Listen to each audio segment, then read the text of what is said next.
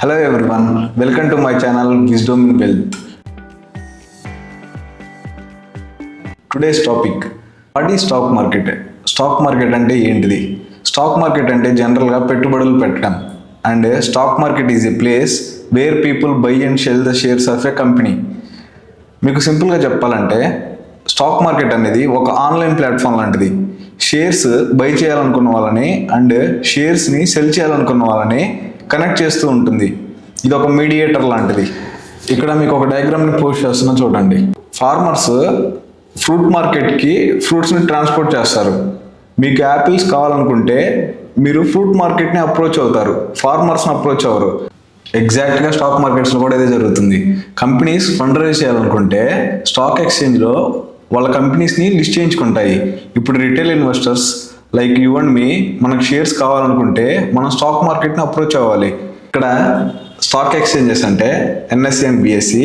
NSC అంటే national stock exchange, BSC అంటే Bombay stock exchange.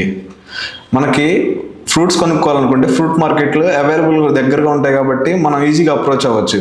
కానీ స్టాక్ మార్కెట్లు అప్రోచ్ అవ్వడానికి కుదరదు, మనకంత అవైలబుల్గా ఉండవు. సో మనం బ్రోకర్ యాప్స్ ద్వారా మనం అప్రోచ్ అవ్వాల్సి ఉంటుంది. బ్రోకర్ యాప్స్ అంటే లైక్ జిరోదా, ఎన్జిరోనా, అప్స్టాక్స్, ఇవి ఎక్సెట్రా. షేర్స్ అంటే ఏంటి? షేర్స్ అంటే ఇవి పర్సంటేజ్ ఆఫ్ ఓనర్షిప్ని రిప్రజెంట్ చేస్తుంది. ఫర్ ఎగ్జాంపుల్ ఎలా అంటే మీ ఫ్రెండ్ ఉన్నాడు అనుకోండి, మీ ఫ్రెండ్ ఒక కేఫ్ స్టార్ట్ చేద్దాం అనుకుంటున్నాడు. ఆ కేఫ్కి ఒక 1 lakh rupees అవసరం ఉంది. మీ దగ్గరకు వచ్చి నువ్వు నాకు 10,000 ఇవ్వు, నేను నీకు బదులుగా 10% ఓనర్షిప్ని ఇస్తానని చెప్తాడు. ఇక్కడ 10% ఓనర్షిప్ అని మెన్షన్ చేశాడు కదా, ఆ 10% ఓనర్షిప్నే షేర్స్ అని అంటారు. అసలు కంపెనీస్ స్టాక్ మార్కెట్స్లోకి ఎందుకు వస్తాయంటే మెయిన్గా వాళ్ళ బిజినెస్ని ఎక్స్పాండ్ చేసుకోవడం కోసం వస్తాయి. ఫర్ ఎగ్జాంపుల్ ఎలా అంటే మీకు తెలిసిన ఫ్రెండ్ హైదరాబాద్లో ఒక రెస్టారెంట్ ఓపెన్ చేశాడు అనుకుందాం. తను ఆ రెస్టారెంట్ మీద ప్రతి ఇయర్ మంచి ప్రాఫిట్స్ జనరేట్ చేస్తున్నాడు. ఆ రెస్టారెంట్కి మంచి బ్రాండ్ వాల్యూ వచ్చింది. సో తను ఇప్పుడు ఆల్ ఓవర్ ఇండియా, ఆంధ్రప్రదేశ్లో కానీ మహారాష్ట్ర, ఇలా ఆల్ ఓవర్ ఇండియా ఎక్స్పెండ్ చేద్దాం అనుకుంటున్నాడు. తనకి ఇప్పుడు మనీ కావాలి, ఫండ్ రైజ్ చేయడానికి కోసమే వీళ్ళు స్టాక్ మార్కెట్స్లోకి అప్రోచ్ అవుతారు. కంపెనీస్ ఫండ్ రైజ్ చేయడానికి స్టాక్ మార్కెట్స్ని ఎందుకు ఎంచుకుంటాయి? బదులుగా బ్యాంక్లో లోన్ తీసుకోవచ్చు కదా అంటే, ఇప్పుడు బ్యాంక్లో లోన్ తీసుకుంటే ప్రతి ఇయర్ ఇంట్రెస్ట్ అనేది బ్యాంకుకి పే చేయాలి. కంపెనీ ప్రాఫిటబుల్గా ఉన్నా లాస్గా ఉన్నా కానీ అది బ్యాంకుకి ఏ సంబంధం ఉండదు. సో వాళ్ళు ఇంట్రెస్ట్ అనేది పే చేయాలి, మళ్ళీ ఫిక్స్డ్ టైంలో మనీ మొత్తం రీపేమెంట్ చేయాలి. ఇప్పుడు బ్యాంకులో లోన్ తీసుకోకుండా స్టాక్ మార్కెట్స్లోకి వచ్చి వాళ్ళ కంపెనీస్ లిస్ట్ చేయించుకొని ఫండ్ రైజ్ చేస్తే ఇవన్నీ రీపేమెంట్ చేయాల్సిన అవసరం ఉండదు. అదిగాక బ్యాంకులో లోన్ తీసుకుంటే వాళ్ళకి బర్డెన్ అనేది పెరిగిపోతుంటుంది, రిస్క్ లెవెల్స్ కూడా పెరిగిపోతూ ఉంటాయి కంపెనీకి. సో కంపెనీస్ అందుకే బ్యాంక్ లోన్ కంటే స్టాక్ మార్కెట్స్కి ప్రిఫరెన్స్ ఇస్తూ ఉంటాయి.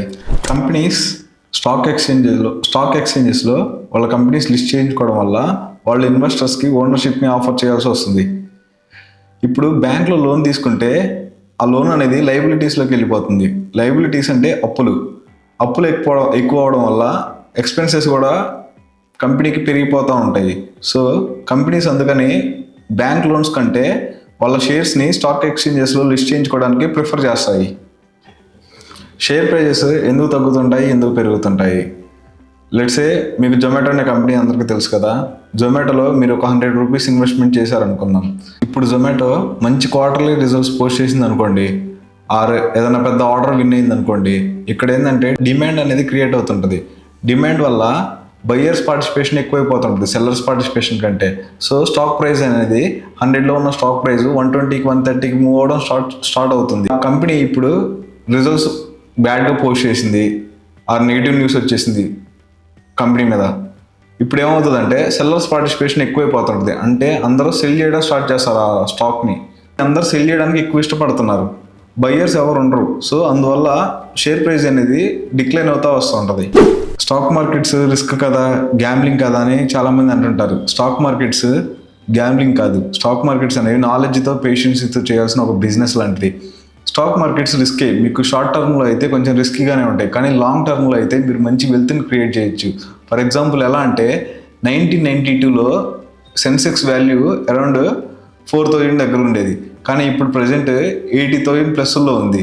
మీరు సెన్సెక్స్లో లిస్ట్ అయిన కంపెనీస్లో ఇన్వెస్ట్మెంట్ చేసినా కానీ మీరు లాంగ్ రన్ అప్పుడు మంచి వెల్త్ క్రియేట్ చేసి ఉండేవాళ్ళు.